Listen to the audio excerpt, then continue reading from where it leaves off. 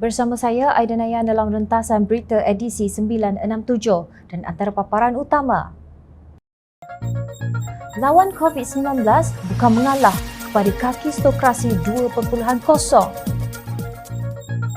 Ini bukan scheme of things. Pakatan Harapan selamatkan Ismail Sabri. Kualiti kenderaan tidak mencerminkan kualiti kepimpinan.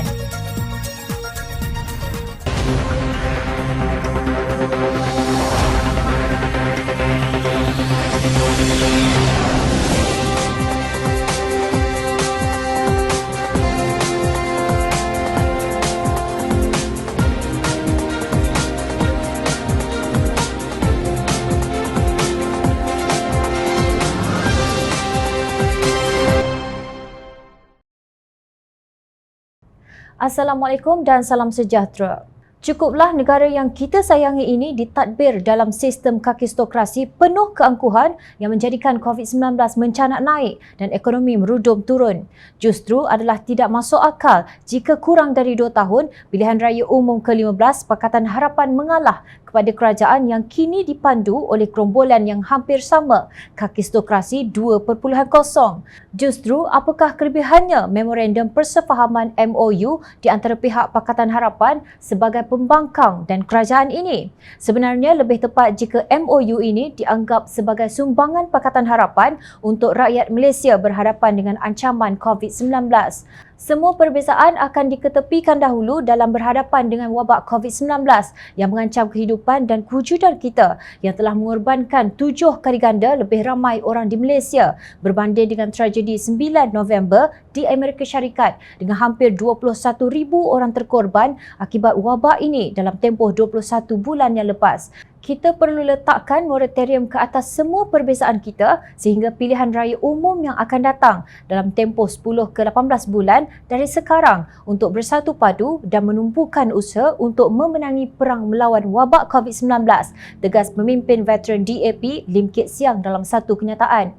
Menurut beliau, rakyat Malaysia perlu diberi harapan dan keyakinan bahawa kita semua boleh ketepikan perbezaan kita dalam tempoh 10 ke 18 bulan yang akan datang untuk memenangi perang melawan wabak COVID-19. Seterusnya, struktur institusi negara dan parlimen perlu penetapan semula untuk membolehkan permulaan baharu negara kita sebagai negara berkelas dunia. Bagaimanapun, kata Kit Siang, masih ada garis merah yang tidak boleh dicabuli oleh kedua-dua belah pihak. Beliau membidas penganalisis dan pengulas politik yang menganggap pembangkang hilang kewibawaan susulan pemeteraian MOU Transformasi dan Kestabilan Politik kemarin. Katanya, sejarah politik dunia membuktikan banyak contoh keperluan untuk bersatu apabila berhadapan dengan musuh yang membau maut. Beliau mengambil contoh seperti Barisan Bersatu Mao Zedong dan Chiang Kai-shek dalam melawan pihak Jepun atau Kerajaan Perpaduan Winston Churchill dengan Clement Attlee melawan Nazi Jerman pimpinan Hitler. Bagaimanapun, kata Kit Siang, kerjasama Pakatan Harapan dan kerajaan tidak sampai membentuk kerajaan pakatan atau perpaduan dengan pihak parti kerajaan. Beliau menjelaskan bahawa apa yang telah dilakukan adalah memorandum persefahaman kepercayaan perbekalan reformasi di antara pihak kerajaan dan pembangkang untuk mencapai 2 objektif, iaitu mengutamakan dalam tempoh 10 ke 18 bulan yang akan datang sehingga pilihan raya umum ke-15 usaha memenangi perang melawan wabak COVID-19 yang merupakan satu ancaman terhadap kelangsungan negara kita yang telah menyebabkan 2 juta kes jangkitan dan mengorbankan 21,000 nyawa dalam 21 bulan lepas, dan menetapkan semula reformasi institusi negara dan parlimen supaya negara kita dapat memulakan pemulihan ekonomi, kehidupan sosial, menyelamatkan nyawa dan punca pendapatan rakyat.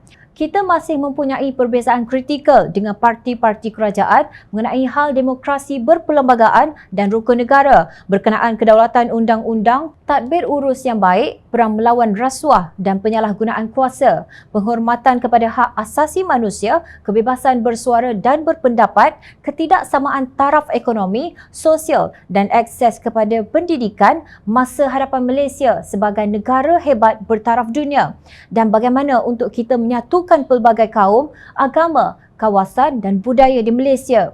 Tetapi, perbezaan ini perlu menunggu masa yang sesuai kerana kita berhadapan dengan ancaman besar COVID-19, jelas Kit Siang. Jom Channel mengalu-alukan MOU itu yang merangkumi 6 perkara iaitu pemerkasaan, pelan COVID-19, transformasi pentadbiran dan pembaharuan parlimen, kebebasan institusi kehakiman, Perjanjian Malaysia 1963/MA63 dan pembentukan jawatankuasa pemandu. Namun, bukan rahsia, semasa kerajaan dipegang oleh Perikatan Nasional, mereka menggunakan COVID-19 untuk mengekalkan kuasa sehingga mengenakan darurat. Bukan rahsia dan turut diketahui seluruh dunia, Perikatan Nasional Kerajaan gagal. Bukan rahsia bahawa UMNO yang kini menggunakan nama Keluarga Malaysia ini juga bersekongkol dengan gerombolan tebuk atap untuk menjatuhkan Pakatan Harapan di saat sedang mempertahankan serangan COVID-19. Dan juga bukan rahsia dalam kerajaan ini wujud kluster mahkamah yang menjadi punca kehilangan berbilion ringgit dana One Malaysia Development Berhad 1MDB. Justru walaupun kita punya persamaan sebagai rakyat Malaysia tanpa mengira kaum, agama atau ideologi politik dan kita mengutamakan kemenangan dalam perang melawan wabak COVID-19 demi menjamin keselamatan masa depan untuk kita semua. Jangan kita lupa akan 4 premis tersebut. MOU bersama Pakatan Harapan ini adalah satu pengakuan bahawa Perikatan Nasional adalah kerajaan gagal. Sementara Pakatan Harapan berjiwa besar menghulurkan kepakaran untuk membantu gerombolan kakistokrasi ini. Jangan sampai kita terjebak ke dalam sangkar kebejatan musang yang berbulu ayam. Pengarah Komunikasi Amanah Nasional Khalid Abdul Samad adalah antara pemimpin tertinggi Amanah yang mengulas mengenai memorandum persefahaman MOU di antara pihak Pakatan Harapan dan kerajaan yang berlaku kemarin. Boleh dikatakan beliau di antara pemimpin Pakatan Harapan yang sangat vokal menentang kerajaan Perikatan Nasional menerusi kenyataannya yang pedas. Menurut Khalid, selain memenuhi nasihat yang di-Pertuan Agong Al-Sultan Abdullah Ahmad Shah supaya suhu politik negara diturunkan dan kestabilan politik tercapai, Datuk Seri Ismail Sabri juga mahu supaya Pakatan Harapan tidak berusaha menjatuhkan beliau sehingga pilihan raya umum ke-15 nanti. Secara ringkas, tawaran Ismail Sabri adalah: pertama, pembentangan rang undang-undang anti lompat parti; kedua, pelaksanaan undi 18 dalam tempoh terdekat; ketiga, mengehadkan tempoh jawatan Perdana Menteri kepada 10 tahun; keempat, keseimbangan keanggotaan jawatankuasa pilihan khas Parlimen antara ahli Parlimen, kerajaan dan pembangkang; kelima, semua rang undang-undang akan dirunding dan dipersetujui bersama sebelum dibentangkan di Parlimen; keenam, penglibatan ahli parti pembangkang dalam Majlis Pemulihan Negara; dan ketujuh, ketua pembangkang diberi saraan dan kemudahan setara menteri. Kesemua tawaran ini adalah satu cadangan reformasi Parlimen yang sememangnya menjadi teras dalam perjuangan Pakatan Harapan sejak sekian lama, iaitu reformasi, kata Khalid. Beliau berpendapat hampir kesemua tawaran Ismail Sabri adalah bersifat prinsip dan perjuangan, bukannya tawaran jawatan untuk para ahli parlimen sebagaimana tawaran Scheme of Things yang ditawarkan kepada ahli parlimen Barisan Nasional dan Perikatan Nasional oleh Tan Sri Mahyadin sebelum ini. Malangnya, Ismail Sabri melakukan tawaran yang sama selepas beliau mengambil alih tempat Mahyadin termasuk status bertaraf menteri kepada bekas Perdana Menteri itu sendiri. Secara sinis, Khalid berkata, sememangnya itu sahaja bahasa dan tawaran yang boleh memikat hati gerombolan ini. Namun Ismail Sabri faham bahasa dan tawaran yang sama tak akan ke mana sekiranya ditujukan kepada ahli Parlimen Pakatan Harapan. Bahasa dan tawaran yang boleh menarik Pakatan Harapan ke meja perundingan adalah tawaran reformasi, bukan jawatan atau kedudukan. Maka inilah yang ditawarkannya, bukan kerana dia sendiri memperjuangkan prinsip-prinsip berkenaan, tetapi itulah yang diinginkan Pakatan Harapan, tegas ahli Parlimen Shah Alam itu. Kata Khalid, Ismail Sabri meminta supaya Pakatan Harapan tidak membuat undi tidak percaya, tidak menolak belanjawan yang akan dikemukakan dan tidak membuat apa-apa usaha yang boleh menggugat atau menyebabkan diri dan kerajaannya jatuh. Beliau juga memberi jaminan bahawa sebelum belanjawan atau rang undang-undang baharu dibentangkan, ianya akan dibincangkan dan dipersetujui secara prinsip terlebih dahulu oleh Pakatan Harapan. Pada masa yang sama, ia tidak menghalang Pakatan Harapan daripada mengkritik dan membantah tindakan mereka dalam semua persoalan yang lain jika mereka menyeleweng dari tuntutan demokrasi dan keadilan, ujar Khalid. Dalam ulasannya, bekas Menteri Wilayah Persekutuan itu berkata, Pakatan Harapan sudah berusaha untuk mengembalikan mandat rakyat yang diberikan dalam pilihan raya ke-14 lalu, namun semua usaha itu gagal. Sememangnya para pengkhianat, pencuri, perompak dan penunggang agama lebih seronok dan selesa untuk kekal bersama daripada membenarkan Pakatan Harapan kembali berkuasa. Kalau Pakatan Harapan kembali berkuasa, sudah pasti segala jawatan mereka akan hilang begitu sahaja, sindir Khalid. Justru di atas kesedaran bahawa kesatuan gerombolan ini begitu mantap dan kukuh, maka Pakatan Harapan mengambil keputusan. Cukuplah setakat itu sahaja. Tempoh untuk pilihan raya umum ke-15 pun bukan lama sangat lagi dan oleh itu politicking perlu ditamatkan supaya tumpuan boleh diberikan kepada persoalan menangani pandemik dan kemerosotan ekonomi serta masalah kehidupan rakyat. Selepas keputusan itu dibuat, kini Ismail membuat tawaran reformasi kepada sistem yang ada sebagaimana yang diperjuangkan Pakatan Harapan sebelum ini, jelas beliau. Menurut Khalid, Majlis Presiden Pakatan Harapan sedang membuat penilaian tawaran Ismail Sabri dan telah melantik jawatankuasa 5 anggota untuk berbincang dengan 5 jawatankuasa pihak kerajaan. Beliau juga menyangkal pendapat bahawa jika Pakatan Harapan menyokong cadangan kerajaan ini, bermakna Ismail Sabri yang menang dan beliau adalah reformer sebenarnya. Bagi saya, ia tidak begitu. Ismail terpaksa menyokong reformasi yang kita cadangkan sebelum ini. Inilah antara manifesto yang kita cadangkan sebelum pilihan raya umum ke-14 yang lalu. Ismail terpaksa membuatnya untuk kepentingan kerajaannya dan kita pula mendapat reformasi sistem yang kita perlukan untuk kepentingan rakyat dan negara ini, ujarnya. Seterusnya, Khalid mengucapkan terima kasih kepada Ismail Sabri kerana mengiktiraf bahawa perjuangan Pakatan Harapan yang berpaksikan prinsip dan oleh itu tawaran yang dibuat bersifat prinsip-prinsip reformasi dan bukan tawaran jawatan. Ini satu pengiktirafan yang sangat berharga bagi kami. Beliau melaksanakan program kami demi mendapatkan persefahaman bersama kami dan dengan itu membantu kami mencapai apa yang diperjuangkan kami selama ini. Rakyat dan negara akan mendapat manfaat dari reformasi ini, tegas beliau.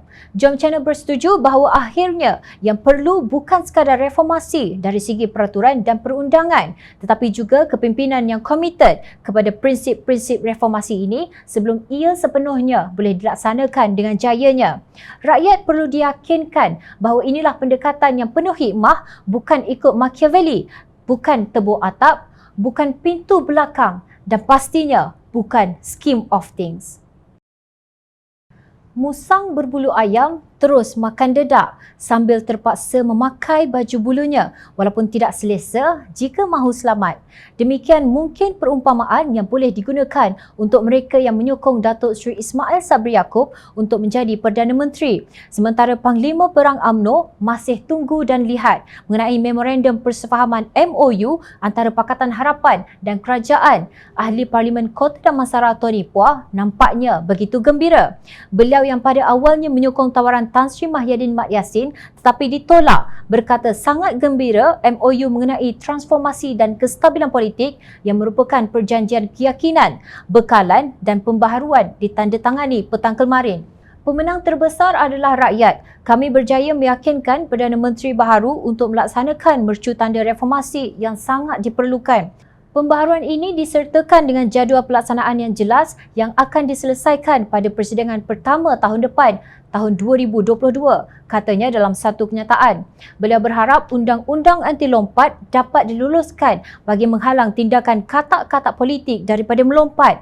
Kata Tony, antara pembaharuan dan dasar lain tidak kurang penting ialah menghadkan jangka masa Perdana Menteri hingga 10 tahun dan beberapa reformasi parlimen yang akan menjadikannya parlimen yang benar. Pakatan Harapan juga memohon supaya peruntukan kewangan 45 bilion ringgit untuk membantu rakyat Malaysia dan perniagaan memerangi COVID-19 dan menyelamatkan ekonomi dan pelaksanaan diluluskan. Menurut Tony, dengan MOU ini, kerajaan diterajui Ismail Sabri lebih kukuh kerana Datuk Seri Mohamed Azmin Ali tidak lagi boleh menekan agar beliau dilantik sebagai timbalan Perdana Menteri. Ini kerana sebarang ancaman oleh Puak Azmin Ali untuk memusnahkan kerajaan yang ada tidak lagi memiliki kredibiliti. Tambahnya lagi, selain itu Datuk Seri Najib Razak dan Datuk Seri Ahmad Zahid Hamidi kini berpeluang ke penjara kerana tidak akan ada lagi campur tangan kerajaan dalam perbicaraan di mahkamah. Dengan mengukuhkan kedudukan beliau sebagai Perdana Menteri melalui MOU, Ismail Sabri kini berada dalam kedudukan yang lebih kuat untuk menolak sebarang ancaman dan tuntutan oleh kluster Mahkamah UMNO dan kleptokrat yang diketuai Najib Razak dan Zahid Hamidi yang juga Presiden UMNO.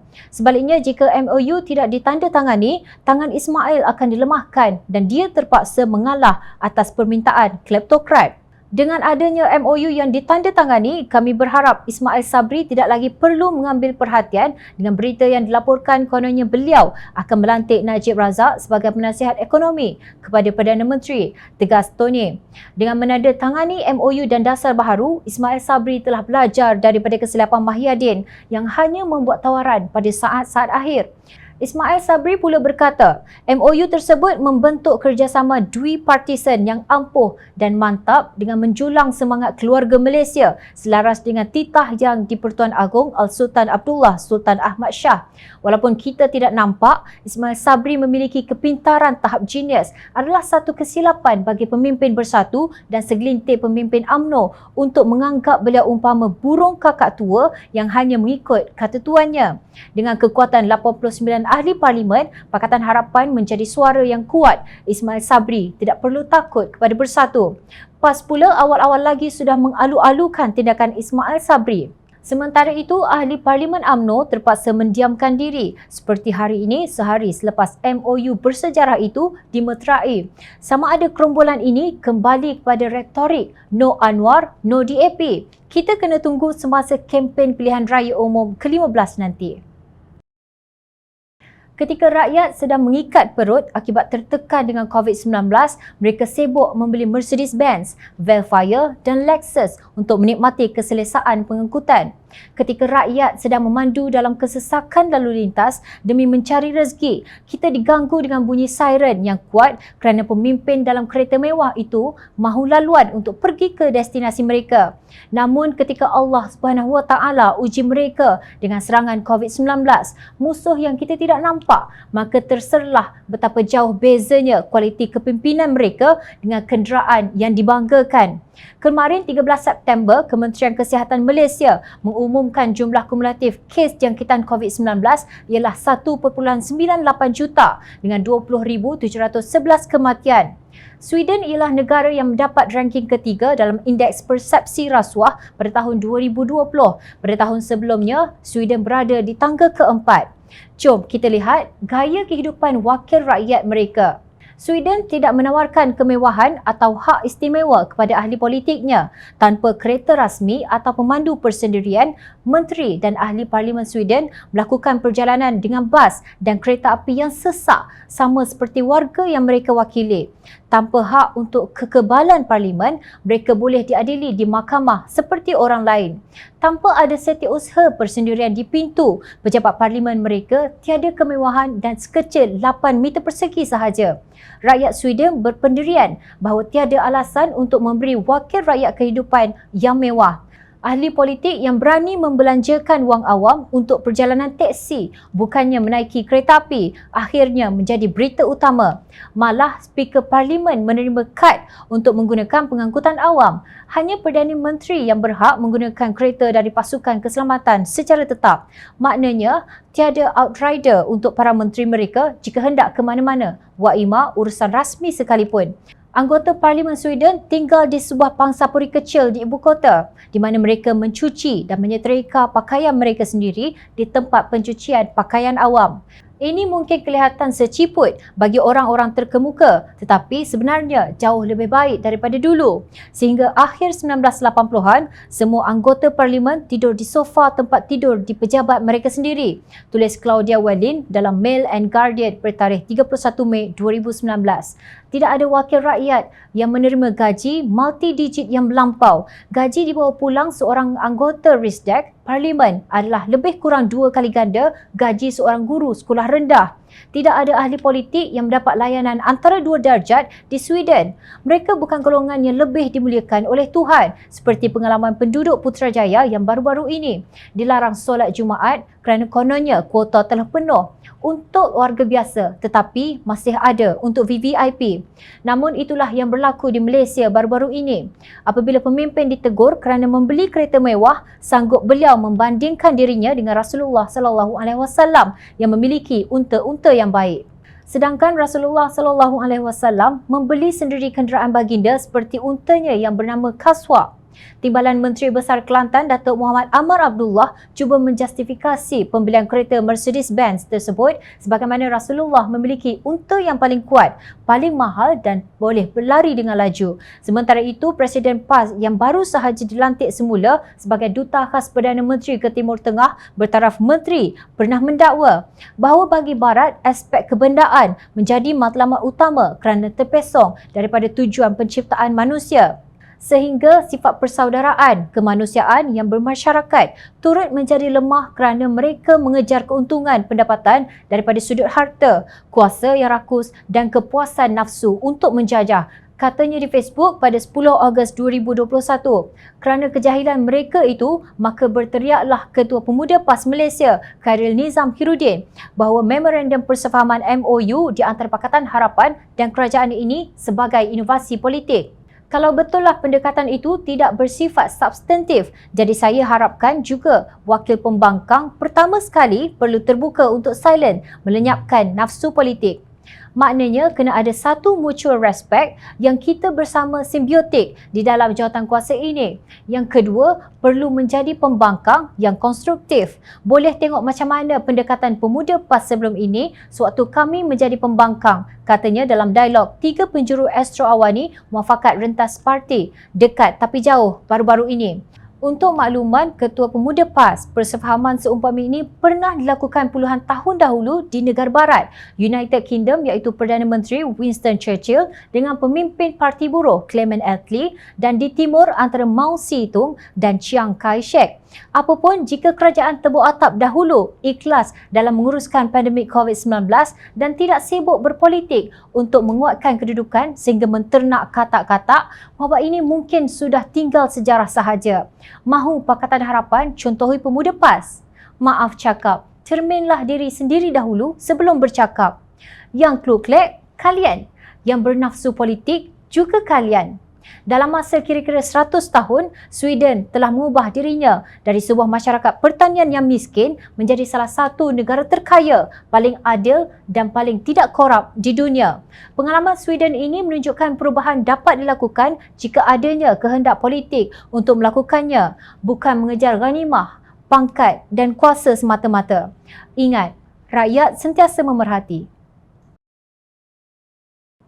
Teruskan bersama kami di Jom Channel dan layari polterjomchannel.net untuk mendapatkan berita politik tanah air. Saya Aida Nayan, terima kasih. Assalamualaikum dan salam sejahtera.